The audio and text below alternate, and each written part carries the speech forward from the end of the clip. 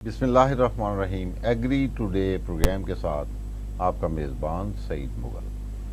پاکستان میں ایگریکلچر ظاہر ہے ہماری تعلیم جو ہے یہ زراعت کی تعلیم ہے، ایگریکلچر یونیورسٹی فیصل آباد کے ہم پڑھے ہوئے لوگ ہیں، تو ہمارا ملنا، ہمارا اٹھنا بیٹھنا، ہر وقت ویل انفارمڈ ایگریکلچر سے متعلقہ رہنا، یہ میں اور میرے جیسے جتنے بھی دوست ہیں یہ ہمارا یہی کام ہے۔ اور آج بات ہو رہی تھی، آپ کو جس شخصیت سے آج ملواؤں گا یقیناً 83 اے جی ہمارے کلاس فیلو، اور پروگرام کے سٹارٹ سے پہلے ہم ڈسکشن کر رہے تھے، میں نے کہا یار کیا ہم اپنے آپ کو زرعی ماہر کہہ سکتے ہیں؟ تو میں تو آج تک اپنے آپ کو اسٹوڈنٹ ہی کہتا آیا ہوں۔ تو بہرحال میں تعارف کروا دوں، نصیر اللہ خان صاحب 83 اے جی ہیں، سوائل سائنسز انہوں نے فیصل آباد یونیورسٹی سے ماسٹرز کیا، اور اس کے بعد government department Ayub agriculture research institute, پھر اس کے بعد پرائیویٹ سیکٹر میں، چونکہ ہمارے وقتوں میں آئی ریممبر کہ موسٹلی جو، یہ تو میں نہیں کہوں گا کہ باقی کو کم بریلینٹ ہوتے ہیں، لیکن جو تھوڑے وائبرنٹ لوگ تھے ان کی خواہش ہوتی تھی کہ پرائیویٹ سیکٹر میں آ جائیں۔ تو کچھ لوگ میرے جیسے ڈھیلے یہ بھی کہتے تھے چلو یار پینشن والی نوکری سے ہے، but anyhow taking risk, سب نے اپنے اپنے کیریئر سلیکٹ کیے۔ اور بتاتا چلوں کہ میں انہیں زرعی ماہر اس لیے کہہ رہا ہوں کہ ان کا ایکسپیرینس جو ہے گورنمنٹ سیکٹر سے بھی ہے، ریسرچ سے، اور پھر اس کے بعد انہوں نے پیسٹسائڈس کمپنی، اور پھر اس کے بعد ٹاپ لیڈنگ اپنے وقتوں کی کمپنی جو سیڈز کی تھی اس میں بھی کام کیا، اور پھر فرٹیلائزر سیکشن میں آ گئے۔ تو پچھلے 20 سال سے اس وقت یہ ایز این ایکسپرٹ لیڈنگ ایک کمپنی ہے فاطمہ فرٹیلائزر، ان کے جی ایم ہیں ٹیکنیکل۔ اور بتاتا چلوں کہ ہمارے جو ٹیکنیکل لوگ ہیں، ایگریکلچر کے لوگ ہیں، یہ ذمہ داروں کی بہتری کے لیے، فلاح و بہبود کے لیے، جدید زراعت سکھانے کے لیے جتنی بھی لرننگ ہوتی ہے وہ کاشتکاروں تک پہنچانا اپنا فرض سمجھتے ہیں۔ یہ اور ان کی ٹیم دیہاتوں میں جا کے سیمینارز، کانفرنسز، ڈیمو پلاٹس، اور جو چیزیں ہیں یہ آج خان صاحب سے پوچھیں گے۔ شکریہ سر خان صاحب، نصیر اللہ خان صاحب، تھینک یو ویری مچ۔ اور میں تو ڈرتے ڈرتے کیا ہی گیا کہ میں تو بھائی اسٹوڈنٹ ہوں، آپ تو ہیں ایز این ایگریکلچر ایکسپرٹ، اور ماشاء اللہ آپ کا ایکسپیرینس جو ہے دیٹ ڈپیکٹس کہ آپ ایگریکلچر ایکسپرٹ ہے ماشاء اللہ۔ ایگریکلچر سر اتنا بڑا شعبہ ہے، اس میں کوئی ایکسپرٹی کا کلیم لینا میں سمجھتا ہوں یہ شعبے کے ساتھ جاتی ہے۔ ہاں یہ کہہ سکتے ہیں کہ کسی ایک اس شعبے کے اندر کے ایک شعبے کے متعلق آپ کچھ جان رہے ہوتے ہیں۔ اور ہماری کوشش یہ ہے کہ پاکستان کی، چونکہ بینگ ایگریکلچر کنٹری، تو ہماری کوشش یہ ہے، خواہش یہ ہے، اور آخری دم تک ہم کچھ کنٹریبیوٹ کر سکیں فار ایگریکلچرل ڈیولپمنٹ۔ ٹھیک ہے سر، مقصد یہی ہے۔ پہلے تو یہ میں جاننا چاہوں گا کہ موجودہ ایگریکلچر کا ملک ہوتے ہوئے ہم کہاں کھڑے ہیں، ہماری کون سی ویک ایریاز ہیں، as an expert agricultural analysis کیا جائے تو how would you rate it? دیکھیں مغل صاحب، ایگریکلچر جو ہے یہ بنیادی طور پہ تو آپ کو مجھ سے زیادہ پتہ ہے کہ اس کے 4 میجر کمپوننٹ ہیں سر۔ ایک آپ کا کراپ سیکٹر ہے اس کے اندر، پھر اس کے بعد لائف سٹاک ہے، پھر اس کے بعد فارسٹری ہے، پھر اس کے بعد فشریز ہے۔ بے شک۔ تو آج جو مینلی ہم بات کریں گے وہ ہے کراپ سیکٹر کی، کیونکہ کراپ سیکٹر ایک ایسا بنیادی سیکٹر ہے کہ اگر یہ سکسیسفل ہے تو نیچرلی آپ کا لائف سٹاک سیکٹر جو ہے وہ بھی سکسیسفل ہوگا، بیکاز اس کا جو فیڈ ہے وہ کراپ سے آنی ہے۔ اور جو فارسٹ ہے وہ ایک سیپریٹ ہے شعبہ، اور جو ایون آپ کی فشریز ہے اس میں بھی کراپس جو ہیں وہ ان کی فیڈ کے لیے بھی بہت کنٹریبیوٹ کر رہی ہوتی ہیں۔ تو میں یہ سمجھتا ہوں کہ ایگریکلچر جب سٹارٹ بھی ہوا تھا تو اسی طرح کراپ سے ہی ہوا تھا۔ تو کراپس اگر آپ کی سکسیسفل ہوں تو آپ کے باقی کے 3 شعبے جو ہیں وہ بھی بہتر پرفارم کرنے شروع کر دیتے ہیں۔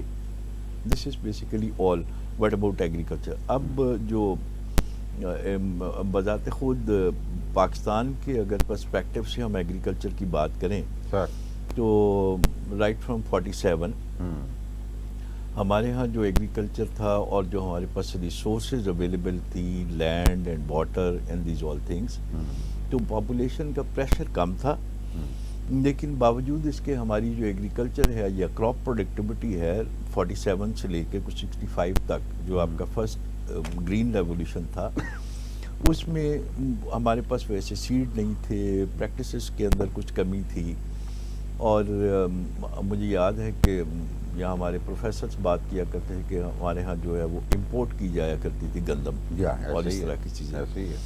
پھر اس کے بعد 65 میں جو گرین ریولیوشن تھا اس میں ہمارے پاس نئے ڈیمز بنے اور نئی زمینیں ہماری جو ہیں یہ ملتان اور بٹ ساری جتنی آپ دیکھ رہے ہیں ایگریکلچر یہ ان ڈیمز کی وجہ سے ہی جو ہے نا آباد ہوئی. ادروائز یہ ملتان اور اس سے آگے یہ ایسے ہی ہے جیسے آج چولستان کے ایریے کے ڈیزرٹ تھے، اسی طرح ڈیونز تھے بڑے، اور یہاں پہ کوئی نہر نہیں تھی، اور اسی جو ڈیزرٹ میں سے نہریں گزری اور الحمدللہ ویری سکسیسفل اس کے اوپر ایگریکلچر جو ہو رہا ہے.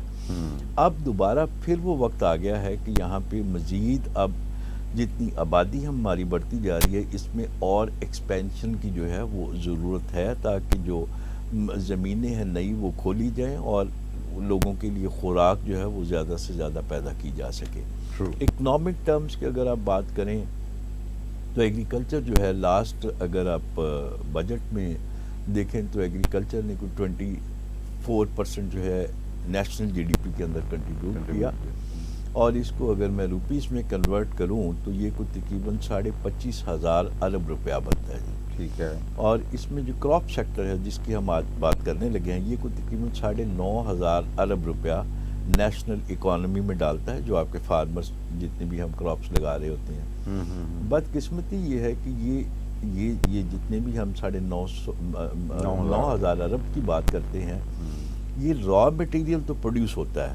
ٹھیک ہے. لیکن جن ملکوں میں ایگریکلچر نے ترقی کی یا وہ آگے گئے یا جہاں پہ ٹیکنالوجیز کا یوز ہوا انہوں نے پھر اس کے آگے اس کی ویلیو ایڈیشن کے لیے بہت سارے کام کیے ہوئے ہیں جو کہ ایکسپورٹ اورینٹڈ ایگریکلچر کی بات کرتے ہیں. تو ہمارے ہاں پاکستان میں جو اس وقت ہے 25,500 ارب روپے کی جو ہم پروڈکشن لے رہے ہیں دس از را پروڈکشن سر، اور اگر اس کی ویلیو ایڈیشن کی جائے جو آپ کا سرپلس پروڈیوس ہو تو اس سے کافی زیادہ جو ہے اس میں پوٹینشیل ہے ارن کرنے کا. جی بے شک. اچھا یہاں میں پوچھنا چاہوں گا، دیکھیں جی بنگلہ دیش کاٹن ہوتی ہے وہاں پہ؟ جی کاٹن ہوتی ہے نہیں، زوال ہی نہیں پیدا ہوتا. نمبر 1 اس کے باوجود ان کی ایکسپورٹ کاٹن سے متعلقہ دیکھی جائے، کاٹن ویلیو ایڈیشن سے متعلقہ دیکھی جائے تو they are in a position. بالکل ہے سر. اچھا تو اس کا مطلب یہ ہے کہ را مٹیریل کی بہتر ویلیو ایڈیشن کر کے بھی پیسے کمانا، پاکستان کی خدمت کرنا، اور دوسری بات یہ ہے کہ جو آپ نے 9,500 ارب کراپ سیکٹر سے بتایا تو باقی جو ہے اس کا مطلب ہے وہ ادر سیکٹر ہیں. پھر لائف اسٹاک سیکٹر ہے، پولٹری ہے، لائف اسٹاک سیکٹر ہے، پھر اس میں آپ کا فشریز ہے، اور پھر جو کہ بہت مائنر ہے. فارسٹری کے اندر بھی بہت مائنر کنٹریبیوشن ہے. Major is then livestock sector, but that is dependent on the crop sector. Exactly. ہم یہ میں آپ کی بات سے اتفاق کرتا ہوں. دیکھیں جی بیسیکلی زمین کا کام ہمارے لیے بھی فصل خوراک پیدا کرنا ہے، اور اس کے اوپر جو کیٹل فارمنگ ہے، بیف فارمنگ ہے، گوٹ فارمنگ ہے، اگین اس کی جو خوراک ہے، چارہ جاتے ہیں، وہ بھی تو ایگریکلچر سے ہی آتے ہیں نا سر. تو اس کا مطلب ہے کہ وہ صرف جو آپ وہ سمجھتے ہیں کہ لائف اسٹاک سیکٹر تو again that is dependent on agriculture. مطلب اس میں فوڈ، فیڈ اینڈ فیول، یہ تینوں چیزیں جی، پولٹری فیڈ جو ہے یا کیٹل فیڈ جو ہے again that is dependent on better agriculture. 100%. اچھا ایک تو یہ ماشاءاللہ آپ چونکہ پورے پاکستان میں گھومتے ہیں، پورے پاکستان میں as a keynote speaker you are being observed everywhere, جہاں پہ بھی آپ ماشاءاللہ زراعت سے متعلقہ ہوتی ہے. ہمیں تو آپ جیسے لوگ دوست باتیں سنا دیتے ہیں، بتا دیتے ہیں، چیزیں بھیج دیتے ہیں تو ہمارے علم میں اضافہ ہوتا ہے. اس وقت پاکستان کے فارمر کے چیلنجز کیا ہیں؟ جی پاکستان کے سر فارمر کے بنیادی طور پہ ایگریکلچر اگر آپ دیکھیں، اور خاص طور پہ میں کراپس کی بھی اگین بات کرتا ہوں، ایگریکلچر کے یا کراپ سائنس کے 2 بیسک ڈرائیور ہیں sir. Number 1 is productivity and number 2 is price. یہ دونوں کے درمیان میں اگر ایکویشن ٹھیک بیٹھ جائے تو آپ کا ایگریکلچر سیکٹر جو ہے وہ کامیابی کی طرف چل پڑتا ہے. اور ان میں سے اگر کسی وقت پروڈکٹیوٹی نیچے آ جائے ڈیو ٹو اینی ریزنز یا مارکیٹ ریٹ نیچے آ جائے کسی وجہ سے, تو یہ ایک بہت بڑا ڈسٹربنس کریٹ کرتا ہے نیشنلی. ٹھیک ہے. اور اس کی وجہ یہ ہے کہ آپ کے پاس تقریباً 8.3 بلین فارمر ہیں, اور ان فارمر کے ساتھ جو آپ کی رورل پاپولیشن جو ہے وہ کچھ 70% آف یور نیشنل 240 ملین کے آبادی میں سے 70 ملین اگر ایگریکلچر ڈیپینڈنٹ ہو تو آپ یہ دیکھیں کہ اس میں کتنا ہو اینڈ کرائی کریٹ ہوتا ہے. جو کہ آج کل ہم دیکھ رہے ہیں, گو کہ ہماری ویٹ کی جو پروڈکشن ہے لاسٹ ایئر بھی that was ever highest production, لیکن پرائس میں فارمر نے تقریباً کو 1200-1300 روپیہ اس سے پچھلے سال جو پرائس ملتی تھی اس میں کمی ہوئی. تو اس سے ہمارا انالیسس یہ ہے کہ لاسٹ ایئر گندم کے اندر, مکی کے اندر اور سیسمی کراپس کے اندر فارمر کو تقریباً 1100 ارب روپے کا نقصان ہوا. اس کے مقابلے میں اس سال جب ہم نے اپریل کے اندر یہ ابھی کراپ جو کہ ہارویسٹ ہو رہی ہے, تو پرائس جو ہے وہ تقریباً 2100-2200 روپے پہ آ چکی ہے سر. تو ہمارا اندازہ یہ ہے کہ پچھلے سال تو 3 کراپس کے اندر فارمر نے 1100 بلین کا لاس کیا تھا. اس سال صرف گندم کی ایک پرائس کے اندر جو اینٹیسپیٹ وہ کر رہا تھا کہ اس نے کمانے ہیں پیسے, اس میں تقریباً 1000 ارب روپے کا لاس ہو چکا ہے اس کا ویٹ کے اندر, سیڈ صرف ویٹ کے اندر, صرف ویٹ کے اندر. سر اب کوشچن یہ ہے کہ اگر ایگریکلچر کو دیکھا جائے تو ظاہر ہے اس کے بھی ایک اپنے ڈرائیورز ہیں. ڈرائیور یہ ہے کہ میں نے یہ دیکھا ہے کہ ربی ایک ایسا سیزن ہوتا ہے, سردیاں جسے ہم کہتے ہیں, جس کے اندر کو تقریباً 22-23 ملین ایکڑ, یا میں اس کو دوسرے لفظ میں کروں تو پورے پاکستان کے اندر گندم جو ہے وہ لگ رہی ہوتی ہے. ایسے ہی ہے. اور تمام پاکستان کے فارمر اس کراپ کے اوپر ریلائی کر رہے ہوتے ہیں. اب یہ وہ فصل ہے سر جس نے ان کو لا کے اپریل کے اندر یا خریف یا سمر کے سیزن کے لیے انیبل کرنا ہوتا ہے کہ یہ سمر کراپس لگا سکیں. ایگزیکٹلی, یہ آپ نے بڑی اہم بات کی ہے کہ ہماری جو ربی کراپس ہیں بالخصوص جو ہے ویٹ کے اندر, اگر ان کو جو پیسے ملیں گے, اچھے پیسے ملیں گے, تو یہ زیادہ انرجیٹک ہو کے فارمر ہمارا جو ہے وہ آنے والی خریف کی فصلات, یقیناً یہ بڑی قیمتی فصلات ہیں, ایک طرف دھان ہے ہمارا زیادہ اور دوسرا کاٹن ہے جو کہ پیسے ہی پیسے ہیں اور ڈالرز ہی ڈالرز ہیں. تو اس کا مطلب ہے کہ اگر ویٹ پہ فارمر کو پراپر رسپانس نہ ملا تو آنے والی فصلیں جو ہیں وہ پریشانی کی طرف جائیں گی. دیکھیں یہ ہم نے پچھلے سال بھی سر ایکسپیرینس کیا تھا. سر پچھلے سال اگر فارمر جو ہے ویٹ کے اندر نقصان کیا تو آپ نے دیکھا کاٹن جو ہے وہ آپ کی 5.4 ملین پہ آپ گر گئی 10 ملین بیل سے. ٹھیک ہے. اور اس کی وجہ یہ ہے کہ اگر گندم کی فصل دیکھی جائے تو اس میں آن این ایوریج ہمارا اندازہ یہ ہے کہ تقریباً کوئی 80-85,000 پر ایکڑ جو ہے فارمر کی کاسٹ آتی ہے فی ایکڑ. ٹھیک ہے. جس میں لینڈ ہے اس کی اور ان پٹس ہیں, سیڈز ہیں, مینجمنٹ ہے, زمین کا ٹھیکہ نہیں ہے. جی اب ایگزیکٹلی. تو اب ایسی صورتحال میں اگر آپ کی نیشنل ایوریج جو ہے وہ ہے 32-33 من. اب 32-33 من نیشنل ایوریج کے اوپر اگر ہم انڈرسٹینڈ کرنے کی کوشش کریں تو اگر 2500 بھی بکے تو یہ 75,000 روپیہ بنتا سارا. تو 6 ماہ میں اب اس نے اس کراپ کو سنبھالا, لگائی تو اس نے اس لیے تھی کہ اس نے 2 چیزیں سر نکالنی تھی. نمبر 1 تو یہ تھا کہ اس نے خریف کراپس کے لیے انپٹس خریدنے تھے اور اگلی فصل لگانی تھی. ٹھیک ہے. پلس اس کی جو فیملی ہے اس کے بچے پڑھتے ہیں اور اس کے بے شمار کام ہیں. ایون ہمارے گندم کے تو دیکھیں نا جی, گندم کی کٹائی پہ 2-3 کام بڑے ہوتے ہیں. نمبر 1 جتنے بھی میلے ٹھیلے ہیں وہ گندم کی کٹائی پہ ہوتی ہیں. پھر جتنے بھی یہ پیری مریدی والے معاملات ہیں آپ کو پتا سارے جا کے گندم چڑھاتے ہیں. نمبر 3 سب سے اہم کام کہ گندم کی کٹائی پہ ہی بچوں کی شادیاں ہوتی ہیں. بالکل ایسے ہی. اچھا.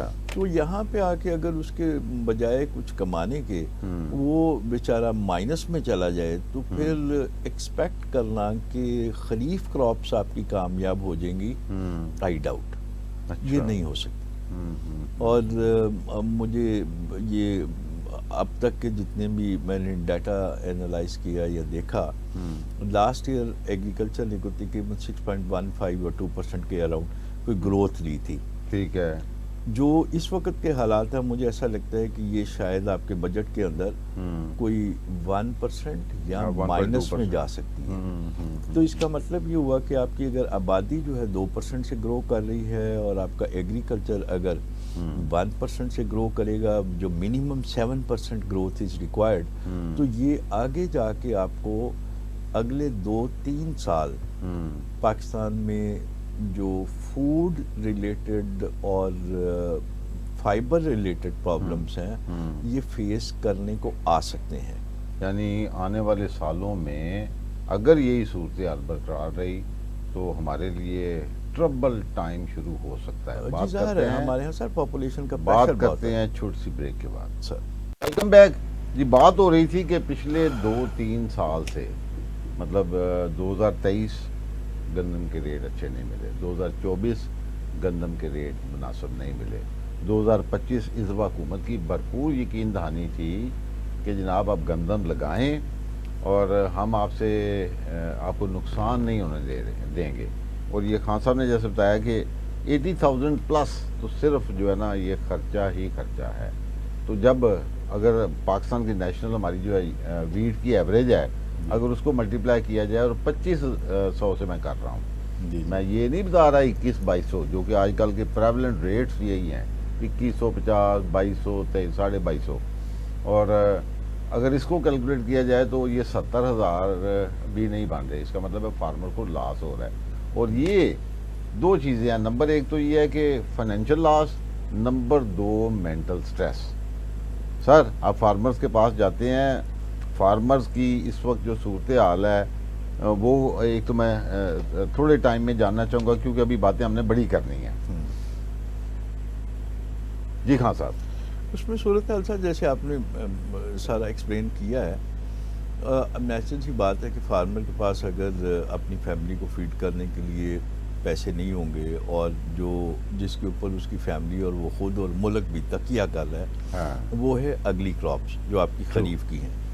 تو اس کے لیے ان پٹ خریدنے کے لیے یا اگلی فصل لگانے کے لیے جب اس کے پیسے نہیں ہوئیں گے تو واٹ ول ہیپن، ہوئے گا یہ کہ فارمر ایک بار پھر بلیک میلنگ کا شکار ہوگا. اور اس میں جو آپ کے منڈیوں کے اندر جس طرح کے سود کے اوپر چیزیں جو ہے دی جاتی ہیں فارمرز کو، اور وہ ایک خاص سلیوری ہے تو اس کو مجبوراً پھر وہ سلیوری کرنی پڑے گی. تو اس میں جب بھی ہم نے دیکھا ہے اس کو آپ ڈیپینڈنٹ کرتے ہیں، اس کے پاس خود اگر پیسے نہ ہوں تو وہ پھر جو ایک انڈیپینڈنٹ ڈیسیژن میکنگ ہے وہ فارمر نہیں کر پاتا سر. تو مجھے ایسا لگتا ہے کہ اس سال خریف کے اندر جو ویلیو پروڈکٹس ہیں یا کوالٹی پروڈکٹس ہیں جس کی وجہ سے اس نے کراپ اچھی لینی ہے، اس کے اندر بھی شاید اسے ہٹ کھانی پڑے گی، بیکاز وہ پھر جس نے ادھار دینا ہے اس کی مرضی سے پھر چیزیں چل رہی ہیں. تو آگے جو آپ نے جیسے فرمایا کہ آگے 2 میجر کراپس ہیں ہماری، ایک کاٹن ہے اور ایک رائس ہے، اور یہ دونوں ایکسپورٹ اورینٹڈ ہیں. اور دونوں جو ہیں یہ کیش کراپس کے طور پہ لی جا سکتی ہیں. اور اگر کاٹن خاص طور پہ اگر آپ دیکھیں تو کاٹن تقریباً ہمیں کوئی 20 ارب US$ ٹیکسٹائل جو ہے کما کے دیتی ہے. تو اس میں اگر کاٹن کراپ کے اندر ہٹ آئے گی تو یہ میرا خیال ہے ملک کے یس اکنامکس پوائنٹ آف ویو سے یہ ایکسیپٹیبل نہیں ہوگا، یا بلکہ میں کہتا ہوں یہ ناقابل برداشت لاس ہوگا. تو آن دا بیسس ہمیں کچھ اس کے اوپر نیکسٹ ایئر کے لیے کچھ بہتر پلاننگ کے ساتھ جانا چاہیے. اور مجھے تو یوں لگتا ہے کہ ہم جو ویٹ لگاتے ہیں یہ ہم زیادہ لگاتے ہیں. اس کی اگر ایگری کی ٹرانسفارمیشن اگر میری انڈرسٹینڈنگ میں یہ آتا ہے کہ ہمیں 18 ملین ایکڑ سے زیادہ گندم نہیں لگانی چاہیے.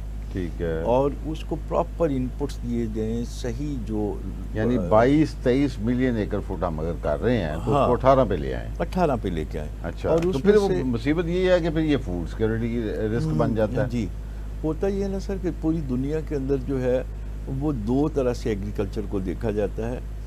ایک تو ورٹیکلی گرو کرایا جاتا ہے تاکہ اس کی فی ایکڑ پیداوار بڑھائی جائے اور سر ایریا کم کیا جائے ٹھیک ہے تاکہ آپ کم ریسورسز سے زیادہ آؤٹ پٹ لے سکیں. ٹرو اور دوسری بات یہ ہے کہ جب وہ زمین خالی ہو جو گندم کے لیے ہم رکھ رہے ہوتے ہیں تقریباً 5 ملین ایکڑ آپ نکال سکتے ہیں.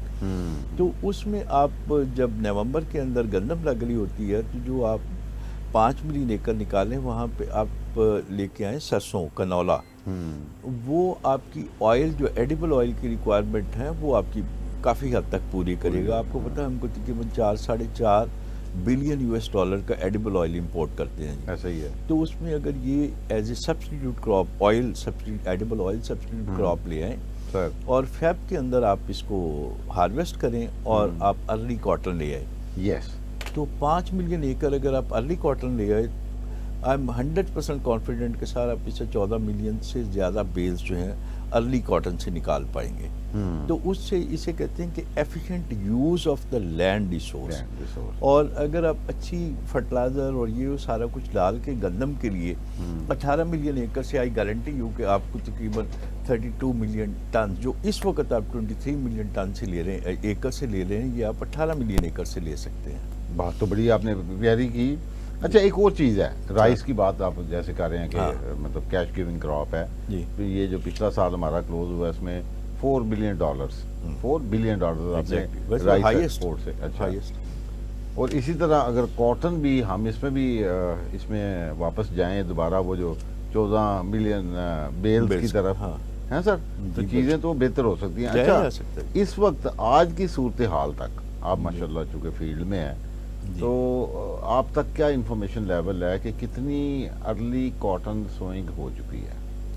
دیکھیں سر اس میں گورنمنٹ نے بہت ایفرٹ کی ہے اور خاص طور پہ میں بہت تعریف کروں گا جناب سیکرٹری پنجاب افتخار ساہو صاحب کی کہ انہوں نے تمام سٹیک ہولڈرز کے ساتھ میٹنگز کی ڈپارٹمنٹ کو موبلائز کیا اور تقریباً کوئی 1 ملین ایکڑ جو ہے ارلی کاٹن کا ٹارگٹ سیٹ کیا. ٹھیک ہے. اس میں سے آئی ایم شیور کہ جو فیز 2 تھا ارلی کاٹن کا اس میں 1 ملین ایکڑ کے نمبرز کے they will be very close to اور پرہیپس اچیو ہو گیا ہوگا. کوئی تقریباً 8 ملین ایکڑ تو آج سے کوئی 15 دن پہلے مجھے یاد ہے کہ 8 لاکھ ایکڑ کے اوپر جو ہے یہ ارلی کاٹن لگ چکی تھی. اور کل کی رپورٹ ہے سندھ کی 30 اپریل کی جو گورنمنٹ نے پبلش کی ہے اس میں کوئی 3,44,000 ایکڑ سندھ میں بھی لگ چکی ہے. تو وہاں پہ اگر لاسٹ ایئر کے مقابلے میں دیکھیں تو یہ کافی بڑا نمبر ہے اور مجھے امید ہے کہ یہ ارلی کاٹن سے چونکہ نارملی فارمر جو ہے 35 من 40 من جو ہے وہ فی ایکڑ کپاس جو ہے وہ لے لیتے ہیں جبکہ جو مئے کاشت ہوتی ہے اس کی 17-18 من کے قریب ہوتی ہے. دیٹ مینس کہ ڈبل. تو ارلی کاٹن کے اندر آپ جتنا بھی ایریا لے کے آئیں گے وہ سیزنل کاٹن سے ڈبل پیداوار دے گا. یہی وجہ میں آپ سے عرض کر رہا تھا کہ ہمیں گندم کا کچھ ایریا کاٹن کو دینا چاہیے سو دیٹ کہ آپ کم ایریا سے زیادہ آؤٹ پٹ لے سکیں. کسی آپ کراپ کراس بینیفٹ کے طور پہ بھی انالائز کر کے دیکھیں تو ہمیں یہ سمجھ آتی ہے کہ پاکستان میں اگر کوئی موسٹ پرائرٹی کسی کراپ کو دی جا سکتی ہے تو وہ کاٹن ہے سر. بیکاز وہ آپ کو بہت سارے ڈالرز کما کے دیتی ہے. ایسی اور ایون سو مچ 13% آئل ہے بنولے میں تو ادھر بھی تھوڑا سا ہمیں ریلیف ملتا ہے. اگر آپ کاٹن کی پروڈکشن اپنی بڑھا دیں اور اس کی ایکسپورٹ سے جو آپ ارننگ کر رہے ہوتے ہیں وہاں پہ فریکشن آف ڈالرز یوز کر کے آپ گندم باہر سے بھی امپورٹ کر سکتے ہیں اور اس کا الٹیمیٹلی جو ہے ملک جو ہے وہ زیادہ بینیفٹ میں ہوگا. یعنی کاشتکار کی اکانومی بہتر ہوگی جی تو معاملہ آگے نکلے گا. کاشتکار کو سب سے پہلے چونکہ جو مائکرو اکنامکس ہے نا جی اس میں میں دیکھتا ہوں کہ زمیندار خوشحال ہوگا زمیندار کو پیسے ملیں گے تو آپ کے سارے بزنس جو ہے نا وہ سارے کے سارے چل پڑیں گے. بالکل ایسا. اچھا یہ آپ نے اچھا فرمایا کہ جی پنجاب گورنمنٹ جو ہے دے آر ڈوئنگ گڈ اور انہوں نے جو ہے 35 لاکھ ایکڑ کا ویسے تو ٹارگٹ پلان کر رہے ہیں کاٹن کے اوپر اور 10 لاکھ ایکڑ تقریباً لگ چکی اور اب گندم کے بعد والا بھی 25 لاکھ ایکڑ لگا پائیں تو انشاءاللہ पंजाब जो है वो अपना टारगेट पूरा कर ले सोइंग में तो बड़ी मुझे बात लगता है उसमें बहुत एफर्ट करनी पड़ेगी। अच्छा, नंबर 1। नंबर 2, सिंध जी, आपने 3 लाख एकड़ तकरीबन बताया। 3,44,000। 3,44,000, 3.5 लाख कह रहे हैं आप। अच्छा, उसमें ये है कि वो 17 लाख एकड़ लगा के भी बेल्स हमसे ज़्यादा ले जाते हैं। हम 35 लाख एकड़ पे जाके भी उतनी बेल, क्या सिंध की यील्ड बेहतर है? हाँ, वो सिंध के अंदर रिलेटिवली मौसम बेहतर है, सीड बेहतर है, दवाइयाँ बेहतर हैं। जी, ऐसा ही है जी। हमारे यहाँ जो पंजाब में ख़ास तौर पे मैंने देखा है कि यहाँ पे जो वायरस है, ये कोई 15 अक़साम के वायरस जो हैं आइडेंटिफाई अब तक हो चुके हैं My goodness। कपास के। और इसकी अब तो जोनिंग जो है वो भी हो चुकी कि बूरे वाला स्ट्रेन कौन सा है, मुल्तान स्ट्रेन कौन सा है, और ये रहीमिया खां स्ट्रेन कौन से हैं। तो यहाँ पे हमारे यहाँ जो स्ट्रेन्स ऑफ वायरसेस हैं उनकी वजह से हमारी पैदावार जो है वो नहीं आती जी। और दूसरी बात ये भी है कि सिंध के अंदर भी ऐसी सूरत हाल है। हमारे यहाँ जो इंटेंसिव क्रॉपिंग सिस्टम हमने अडॉप्ट कर लिया है सर, इसमें भी एक ख़राबी मुझे ये नज़र आती है कि जो आपकी सॉइल हेल्थ है सर। वो बहुत बुरी तरह मुतासर हो रही है। ये मुगल साहब, आपको मैं अर्ज़ करूँ कि हमारे यहाँ पूरे पाकिस्तान की बात करने लगा हूँ, सर, जहाँ जहाँ पे फसलात लग रही हैं, सर, नाइट्रोजन जो है जो हम यूरिया से पूरा कर रहे होते हैं या कैल्शियम अमोनियम नाइट्रेट से पूरा कर रहे होते हैं, 99% ज़मीनें उसके अंदर नाइट्रोजन की कमी है हमारे यहाँ। इसी अच्छा जी। तरह जी, और बगैर नाइट्रोजन डाले कोई तसव्वुर भी नहीं कर सकता कि वो फसल ले सकता है। ओके। अच्छा जी, मैं चूँकि आपका फर्टिलाइज़र जी। से माशाल्लाह ताल्लुक एक्सपर्टी भी है और आपको डिफरेंट सेमिनार्स में बात करते हुए मैं सुनता रहता हूँ। एक तो नाजरीन के लिए, काश्तकारों के लिए, फार्मर्स के लिए और एग्रीकल्चर ज़राअत से मुतल्लिक़ स्टूडेंट्स बड़ा ये प्रोग्राम देखते हैं। तो मैं जानना ये चाहूँगा कि हमारी पाकिस्तान में क्या स्टैटिस्टिक्स हैं फर्टिलाइज़र की, मतलब कितनी फर्टिलाइज़र हम इंपोर्ट करते हैं, कितनी बनती है, कितनी एक्चुअली हमें नीडेड है। और जैसे आप बता रहे हैं soil is deficient in nitrogenous fertilisers, nitrogen में, तो प्लीज़। अच्छा, वो चूँकि आपने स्टूडेंट्स की बात की तो मैं समझता हूँ कि ये जो चूँकि मुझे कॉल्स आती हैं ना हाँ, यूनिवर्सिटी से, तो मैं उस फेज से चूँकि गुजरा हुआ हूँ तो आई कैन अंडरस्टैंड कि स्टूडेंट्स और इवन फार्मर्स भी, हाँ जी, और रादर आई लव कि अर्बन पॉपुलेशन है वो भी इसको अंडरस्टैंड करे कि हमारे यहाँ सर तकरीबन कोई 55 to 57 मिलियन एकड़ के ऊपर जो है ये कारोबार होता है ज़राअत का। ठीक है। और हमारे पास जो नेट सोन एरिया है वो है 38 मिलियन एकर्स। अच्छा।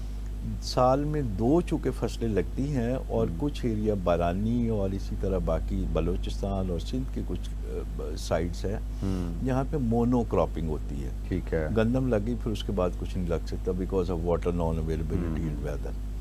तो ये 2 सीज़न में 38 मिलियन एकड़ जो है जब इसमें 2 क्रॉप्स में जाता है तो इसको हम लमसम कहते हैं कि ये 57 मिलियन एकड़ जो है हमारी क्रॉप्स लगती हैं। ठीक हो गया दोनों को मिला के। यस।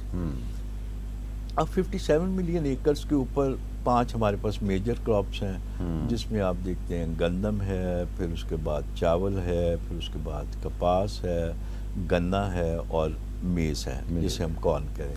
हाँ। फिर हमारी माइनर क्रॉप्स आ जाती हैं। हाँ।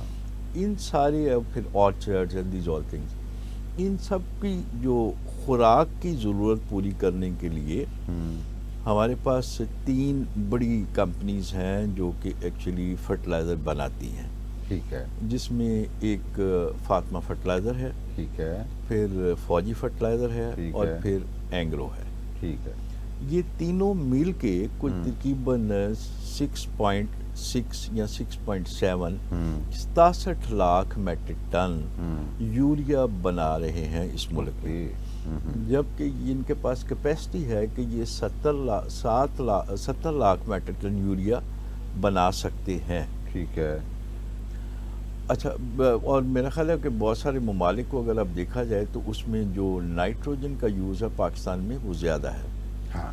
اس کی بنیادی وجہ یہ ہے کہ ہمارے ہاں جو زمینیں ہیں وہ ہیں دریاؤں کے ایکشن سے بنی ہوئی، ٹھیک ہے، ایلوویل سوائل جنہیں ہم ایسے ہی، بولتے ایسے ہیں. ہی. تو ایسی زمینیں جو ہوتی ہیں، اسے میں اپنی زبان پنجابی میں اگر کہوں تو یہ دھلی ہوئی زمینیں ہوتی ہیں، کیونکہ پانی سے چھن کے یہ بیٹھی ہوتی ایسے ہیں. ہی ہے، ایسے ہی ہے. جبکہ بہت سارے ممالک کے اندر جو زمینیں ہیں یہ ایگنیشیس راک سے بنی ہوتی ہیں، جو کہ آرگینک سوائل جنہیں ہم کہتے ہیں، ہاں. جن کے اندر آرگینک میٹر جو ہے 2% سے زیادہ ہوتا ہے. ہمارے ہاں آرگینک میٹر اگر دیکھا جائے تو یہ 0.2 0.3، ہارڈلی کسی نے بہت اچھا مینج کیا ہو تو آپ کا 0.5% آرگینک میٹر یا نائٹروجن آپ کہتے ہیں کہ زمین کے اندر موجود ہے. اب جو یعنی آپ نے جو ڈیفیشنسی مینشن بھی کی ہے نائٹروجن کی، وہ بیکاز آف آرگینک میٹر کی ہے. یس بات کرتے ہیں چھوٹی سی بریک کے بعد. سر. Welcome back. خان صاحب ماشاءاللہ بڑی ہی نالج فل ڈسکشن کر رہے ہیں، اور مجھے خود ذاتی طور پہ یقین کریں پروگرام کرتے ہوئے مزہ آ رہا ہے. جی سر، تو یہ ایک طرف ہم کہہ رہے ہیں کہ جو نائٹروجن کے معاملے میں ہم ڈیفیشینٹ ہیں، اور دوسری طرف ہم کہہ رہے ہیں کہ جناب نائٹروجن ہم زیادہ یوز کرتے ہیں. یہ کہانی ہے کیا؟ نمبر ایک. نمبر دو، میں چاہوں گا کہ تھوڑا سا یہ بھی بتا دیجئے کہ ہماری جو فرٹیلائزر اپلیکیشن ہے، مطلب موسٹلی آپ کو پتہ ہی ہے نائٹروجن، فاسفورس، پوٹیش، مین تو یہی ہے. ایک تو جیسے آپ نے فرمایا یوریا کا 6.7 ملین ٹنز، ذرا میں فاسفورس سے متعلقہ بھی جاننا چاہوں گا کہ ٹوٹل یہ اس کی کتنی امپورٹ ہے، یا لوکل پروڈکشن بھی کوئی ہے کہ نہیں، اور اس کی کون کون سی فارمز ہیں، نائٹروفاس اور ڈی اے پی، اور اس کے بعد ایس ایس پی پاکستان میں پتہ نہیں کوئی نئی خزانہ نکل آیا ہے تو اس میں بھی آپ لوگ ہیں. یہ کیا مطلب تیسری چیز ہے پھر پوٹاش کی؟ جی پلیز. جی اچھا مغل صاحب، جیسے میں عرض کر رہا تھا کہ آپ کے پاس کوئی 6.7 ملین میٹرک ٹن یوریا جو ہے ہمارے ہاں یوز ہوتا ہے. ٹھیک ہے. اور یہ اتنا پروڈیوس بھی ہوتا ہوگا مور اور لیس اتنا پروڈیوس بھی ہوتا ہے، اور زیادہ سے زیادہ ہم 2 یا 3 لاکھ امپورٹ کرتے ہیں اگر کوئی کمی ہو، کیونکہ ہمارے ہاں پلانٹس بعض اوقات بند ہو جاتے ہیں، گیس جو ہے اس کا شارٹیج ہو جاتی ہے، لوڈ مینجمنٹ، تو اس میں جا کے گو کہ اب نہیں ہوتی، تو اس وقت ہم کچھ امپورٹ کیا کرتے تھے، لیکن ابھی نہیں. ٹھیک ہے. اور پرہیپس مجھے لگتا ہے کہ یہ گیس اویلیبلٹی ان پلانٹس کو اگر کنٹینیو کریں تو ہم شاید کچھ ایکسپورٹ بھی کرنے کے قابل ہو سکیں یوریا، وچ ڈپینڈ کرے گا کہ یہ آپ کا جو خریف ہے یہ کس طرح سے چل رہا ہوتا ہے. ٹھیک ہے. اچھا، دوسری بات یہ ہے کہ جیسے میں نے یوریا کے متعلق کہا کہ یہ 6.7 ملین کے قریب کنزیوم ہوتا ہے یہ اسٹوڈنٹس کے لیے. Sir please. فاسفورس جو ہے وہ ہمارے ہاں کچھ تقریباً 1.5 ملین ٹن جو ہے یہ اینولی یوز ہوتا ہے. کوئی 2020 میں مجھے یاد ہے کہ ہم 2.2 ملین ٹن پہ گئے تھے. ٹھیک ہے. اور پھر اس کے بعد جو کراپس کی سچویشن میں کچھ کمی آئی تو اس سے واپس ہم جو ہے وہ لاسٹ ایئر ہم نے 1.6 ملین ٹن پہ کلوز کیا. اچھا. اور پوٹیش اگر آپ دیکھیں تو شاید اس میں اگر میں جاننا چاہوں کہ جیسے 2.2 ملین ٹنز کی آپ نے بات کی، اس میں ڈی اے پی، نائٹروجن، وہ جو نائٹروفاس، اور یہ اس کی بنیاد پہ آپ کیلکولیٹ کر رہے ہیں؟ نہیں جی، میں صرف ڈی اے پی کی بات کر رہا ہوں. اچھا، صرف ڈی اے پی کی بات. صرف ڈی اے پی جو ہے یہ تقریباً 1.6 ملین ٹن جو ہے یہ یوز ہوئی. نائٹروفاس جو ہے یہ تقریباً کو 8 لاکھ میٹرک ٹن کے قریب، 9 لاکھ میٹرک ٹن کے قریب استعمال ہوتی ہے. فاسفورک اس جو فرٹیلائزر کی اگر ہم بات کریں تو جی جی. جو لیکن مجھے ایسا لگتا ہے کہ جو آپ نے ضرور یہ ایگریکلچرسٹ آپ جانتے ہیں کہ جو بیسٹ بیلنس پرپورشن ہے وہ ہے 2:1:1. ایسی ہے کہ اگر آپ 2 بیگ یوریا کے یوز کرتے ہیں تو پھر آپ کو 1 بیگ جو ہے کم از کم اتنی ہی کوانٹٹی آف فاسفورس جو اس میں ڈالتے ہیں تو آپ وہ یوز کریں، پھر پوٹیش یوز کریں. ٹھیک ہے. اب المیہ ہمارے ہاں یہ ہے کہ یہ تو سب لوگ باتیں کریں گے کہ ہماری پروڈکٹیوٹی ورلڈ سے ہاف ہے، لیکن ہم دوسری سائڈ ہی دیکھتے ہیں کہ دنیا کرتی کیا ہے اس کے لیے. ہمارے ہاں اگر آپ دیکھیں تو آپ کا اگر 6.7 ملین ٹن یوریا یوز ہوتا ہے تو اس کا ہاف پھر یوز ہونا چاہیے نا سر. جی. تو وہ کچھ تقریباً کتنا بنتا ہوگا؟ ٹھیک ہے. 30 اور کچھ 36 لاکھ میٹرک ٹن جو ہے وہ پھر یوز ہونی چاہیے ڈی اے پی، جو کہ نہیں ہوتی 1.5. تو اس کا مطلب یہ ہے کہ ہم این اور پی کے اندر ایک بڑا امبیلنس لے کے چل رہے ہیں. اور پھر اس سے آگے ایک اور نئی خطرناک بات ہے کہ وہ پھر 35-36 لاکھ میٹرک ٹن ہونی چاہیے تھی پوٹیش، جو کہ پورے ملک میں ایک سال میں 1 لاکھ میٹرک ٹن نہیں آتی سر. تو اگر ہم ان ساری سچویشنز کو ملا کے پڑھیں تو آپ کو سمجھ آئے گی کہ یہ جب تک یہ ایکویشنز ٹھیک نہیں کریں گے، آپ قیامت تک لگ رہے ہیں، آپ نہیں پیداوار بڑھا سکتے. آپ کہیں کہ ہم نیشنلی جا کے کمپیٹ کر لیں گے ان کنٹریز کی کراپس یا فارمرز کے ساتھ جو کہ ہم سے ڈبل ییلڈ لیتے ہیں، اس کے بیک اینڈ کے اوپر ظاہر جتنی آپ خوراک دیں گے سر اتنی ہی آپ اس سے لیں گے نا پروڈکٹیوٹی، چاہے وہ کراپس ہوں چاہے وہ اینیملز ہوں. تو اگر آپ نے اس سے زیادہ پیداوار لینی ہے تو آپ کو زیادہ اس کو فیڈ بھی کرنا پڑے گا. اچھا خان صاحب، آپ چلیں by luck today you are here. اچھا ہمارے یہاں پہ نائٹروجن کے لیے یوریا، جی اچھا اس کے بعد کین بھی ہے، جی اچھا اس کے بعد امونیم سلفیٹ بھی ہے، جی. تو ان کا کیا ہے مطلب which one is the better? دیکھیے یہ ڈفرینٹ سچویشنس میں ڈفرینٹ آپ اس کو انڈرسٹینڈ ہمیں کرنا پڑے گا کہ یہ world wide it is established کہ نائٹروجن جو ہے یوریا، اس کے اندر ایک خاص مقدار جو ہے یہ ہوا میں واپس اڑ جاتی ہے جی. اور جو کین ہے یہ نہ ہونے کے برابر یہ ضائع ہوتی ہے. اس کا مطلب it is better than urea? جی ایسے ہی ہے. یہی وجہ ہے کہ پورے پاکستان کے اندر اس کو کین کے ساتھ ساتھ گوارا کے نام سے جانا جاتا ہے.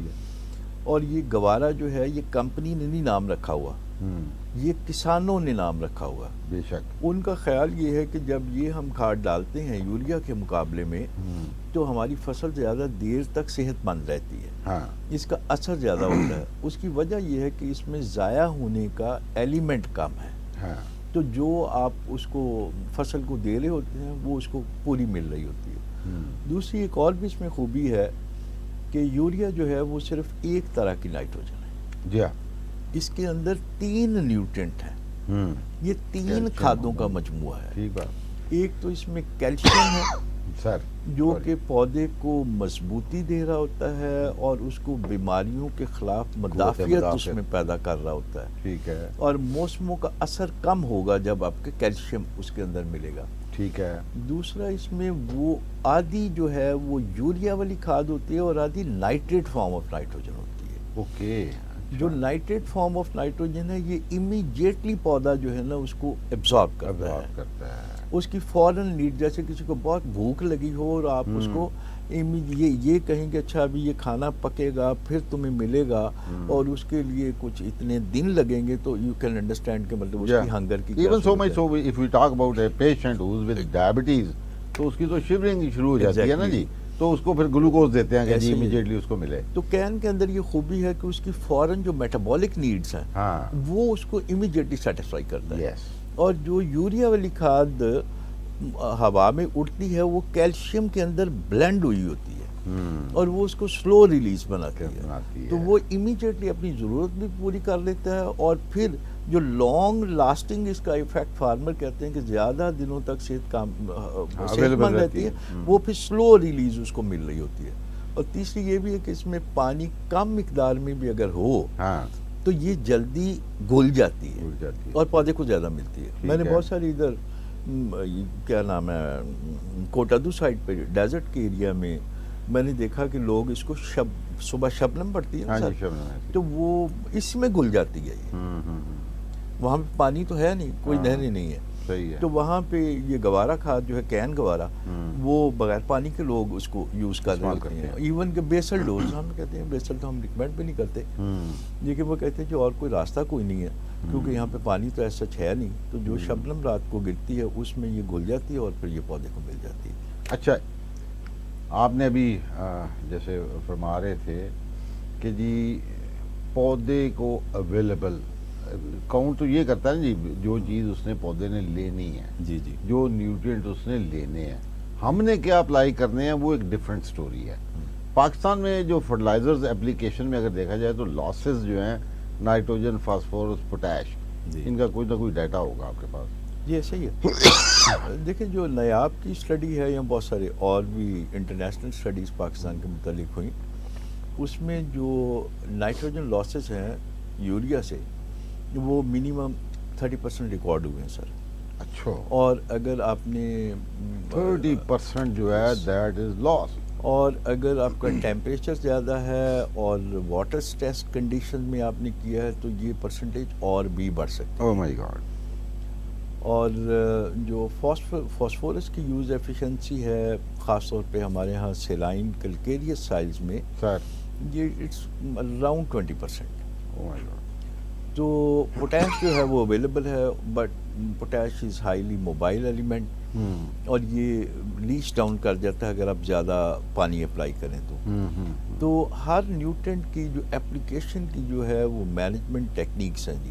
ٹھیک ہے. اور انٹرنیشنل پلانٹ نیوٹرینٹ انسٹیٹیوشن نے اس کے لیے 4R نیوٹرینٹ اسٹیورڈشپ پروگرام جو ہے وہ دنیا کو انٹروڈیوس کروایا. گریٹ. اور ہمارے ہاں جو ٹیکنیکل ٹیم ہے وہ 4R نیوٹرینٹ اسٹیورڈشپ پہ فارمرز کو ٹرینڈ بھی کر رہی ہوتی ہے تھرو ڈیمانسٹریشنز کے تھرو ہم ان کو بتا رہے ہوتے ہیں جس کے فور بنیادی 4R اس لیے کہا جاتا ہے کہ 4 رائٹ میتھڈس. ٹھیک ہے. کہ 4 صحیح طریقے کیا ہیں. کیا ہے؟ نمبر 1 تو صحیح سورس کا انتخاب. ٹھیک ہے. کہ آپ نے کھاد لینی ہے تو کون سی لینی ہے. ٹھیک ہے. جیسے اگر میں ذاتی طور پہ سمجھتا ہوں کہ پاکستان کے اندر فاسفورسی کھاد اگر پاکستانی سوائل کی زمینوں کے اعتبار سے دیکھا جائے تو نائٹروفاس از دا بیسٹ چوائس. کیا بات ہے. اور اگر نائٹروجن کے حوالے سے دیکھا جائے تو پھر calcium ammonium nitrate is the best choice. کیا بات ہے. کمال. خان صاحب کمال بات کی. کیونکہ اس سے آپ نے دیکھا ہوگا کہ اس کی جو ایک جو پروڈکٹیوٹی ہے مقصد تو پروڈکٹیوٹی ہے نا جی. تو ہمارے ہاں جتنی بھی یہ ڈیمونسٹریشنز ہیں سام اسٹڈیز آن این ایوریج دے کلیم کہ 10% ہائر ییلڈ 10% زیادہ پیداوار. وہ اس کی بنیادی وجہ یہ ہوتی ہے کہ اس کی یوز ایفیشنسی جو ہے باقیوں کے مقابلے میں بہتر ہے. اور نائٹروفاس چونکہ تیزابی کھاد ہے تیزابی اثر رکھتی ہے اور اساسی زمینیں ہیں آپ کی اس سے اس کی پھر ملنا جو ہے پودے کی اویلیبلٹی بڑھ جاتی ہے اور اس کے اندر بھی نائٹریٹ اس میں بھی موجود ہے. ٹھیک ہے. اور چونکہ ایز اے بیسل ڈوز ہم ریکمینڈ کر رہے ہوتے ہیں تو جب سیڈ میں سے چھوٹا سا ننھا سا پودا نکلتا ہے تو اس کو نائٹروفاس ایسے ملتی ہے نائٹریٹ جیسے دودھ بچے کو پیدا ہوتے ہی دیا جائے. اوکے. تو اس سے وہ یہ کہتے ہیں کہ اس کی جو جڑ ہے بنیادی طور پہ سٹارٹ اور اس کی جو سٹارٹ ہے زمین سے نکلنا وہ صحت مند ہوتا ہے. تو جیسے ہی آپ اس کو انیشل ڈیز میں اگر بچہ صحت مند ہو تو وہ پھر اس کی گروتھ اچھی ہوتی ہے. یہی وجہ اس کی پیداوار بھی فارمر زیادہ کلیم کر رہے ہوتے ہیں. اچھا پاکستان میں ہماری پی ایچ بیسڈ تھوڑا سا میں جاننا چاہوں گا جلدی چونکہ آخری 2 منٹ رہ گئے ہیں تو ہماری پی ایچ رینج کیا کر رہی ہے پاکستان میں کیسے؟ دیکھیں سر ایوریج پاکستانی زمینوں کی رینج جو ہے وہ 8.3 ہے. 8.3. اچھا. اب 8.3 پی ایچ کے اندر اگر آپ نے صحیح انتخاب نہیں کیا خاص طور پہ فاسفورسی کھادوں کا تو وہ پھر نہیں ملے گی پودے کو. اور اسی بنیاد پہ ہم یہ کہتے ہیں کہ نائٹروفاس تیزابی اثر ہونے کی وجہ سے زیادہ ملتی ہے. اب 8.3 ہمارا پی ایچ لیول ہے سیل بھی ہماری ڈی اے پی کی ہے. ویسے بھی جس فارمر کو پوچھے نا کھاد کی پائی جی ایک گٹو ڈی اے پی پایا. تو میرا خیال ہے کہ اس کے اوپر ہمیں اویئرنیس کی ضرورت ہے میرا خیال ہے. جی بالکل ہے. تو اسی طرح آپ لوگ بھی ماشاءاللہ ہر جگہ پہ ساری کوشش ہو رہی ہوتی ہے لیکن جیسے مارکیٹنگ کے کچھ ڈفرینٹ پیز ہیں اویلیبلٹی کی بات ہے نا جی. اویلیبلٹی کی بات ہے. تو جیسے میں پہلے آپ سے عرض کر رہا تھا کہ پاکستان میں دو اور چیلنجز بھی ہیں جس میں زنک کی اویلیبلٹی ہے اور آئرن کی اویلیبلٹی ہے. پاکستانی زمینیں جو ہیں وہ اتنی فیاض نہیں ہیں پودے کو زنک اور آئرن دینے کے لیے. تو اس میں ہمیں اس پہ ریسرچ کرنی چاہیے. اس کے اوپر گورنمنٹ کے لیول کے اوپر ریسرچ ہونی چاہیے کہ ہماری جو فوڈ چین ہے جس میں دودھ بھی آ سکتا ہے گوشت بھی آتے ہیں اور یہ دانے گرینز جو ہیں یہ بھی آتے ہیں. وہاں سے جو زنک اور آئرن کی اویلیبلٹی خاص طور پہ بچوں کو اور بوڑھوں میں یہ ہماری ویلیو چین میں آنی چاہیے. اچھا یہاں پہ ہمارے یہ تو میں نے دیکھا ہے جی کہ جو چاول کاشت کرتے ہیں، دھان کاشت کرتے ہیں، وہاں پہ زنک اپلائی کرتے ہیں، جی۔ ٹھیک ہے، تو وائی ناٹ ان ویٹ؟ ہاں، سب میں ہونی چاہیے سر۔ ہیں سر، میں سمجھتا ہوں کہ کوئی بھی بلکہ کراپ اس سے چاہے زیادہ گندم میں بھی ہو، اب زنک فورٹیفائیڈ ابھی گندم کی ویرائٹیز بھی آئی ہیں، ہاں زنکول کے اور نام سے، آئی ہرڈ کہ لمس کے اندر کو آئرن فورٹیفائیڈ ویرائٹیز کے اوپر ہاں، بھی کام کیا جا رہا ہے، باقی ادارے بھی کر رہے ہوں گے، جو خاص طور پر میرا خیال ہے کہ یہ زنک اینڈ آئرن کی اپلیکیشن فوڈرز کے اندر بہت ضروری ہے۔ اوکے، چونکہ وہ جانوروں نے جی، اگر آپ دودھ میں آئرن نہیں بڑھائیں گے، نہیں اپلائی کریں گے چارے کو، تو وہ دودھ میں نہیں آئے گا اور وہ گوشت میں نہیں آئے گا۔ اور یہی وجہ ہے کہ وجوہات آپ ہیں جو خان یہ صاحب، یہی خشک وجوہات دودھ، ہے کہ اب میل نیوٹریشن کی باتیں ہوتی Yes. ہیں، سٹنٹڈ گروتھ آبزرو کی جاتی ہے، اور چونکہ پروگرام کا وقت ہوتا ہے، باتیں ابھی بڑی کرنے والی ہیں، خان صاحب کو گاہے بگاہے میں ریکویسٹ کرتا رہا کروں گا، اور یہ ہمارے ایسٹ ہیں، یہ وہ لوگ کہ جو ہمیں بھی ایجوکیٹ کرتے ہیں، فارمرز کو بھی ایجوکیٹ کرتے ہیں، اور ایگریکلچرل ڈیولپمنٹ کے لیے اپنا رول پلے کرتے ہیں۔ پروگرام کا وقت ختم ہوتا ہے، اپنے میزبان سعید مغل کو اجازت دیجیے، اللہ حافظ۔